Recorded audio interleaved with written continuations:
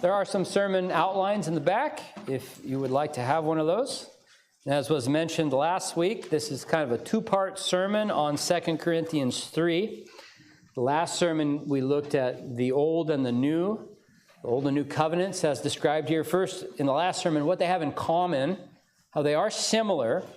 But now in this sermon, we're going to highlight, which is really the emphasis of the passage, how these two things, the Old and the New covenant, are different.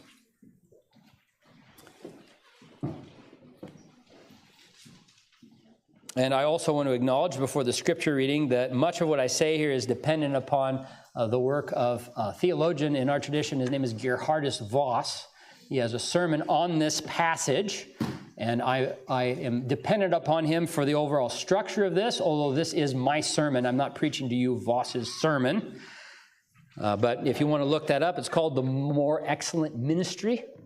It's a very, very good sermon on this passage. So we're going to read from 2 Corinthians chapter 3, focusing on those parts which highlight the differences between the Old and New covenants, but we're going to read the whole chapter, verses 1 to 18.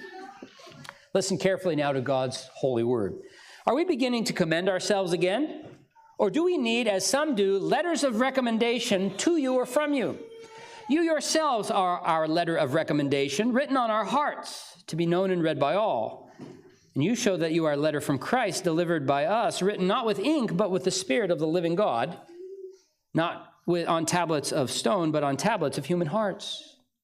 Such is the confidence that we have through Christ toward God, not that we are sufficient in ourselves to claim anything as coming from us, but our sufficiency is from God, who has made us sufficient to be ministers of a new covenant, not of the letter, but of the Spirit.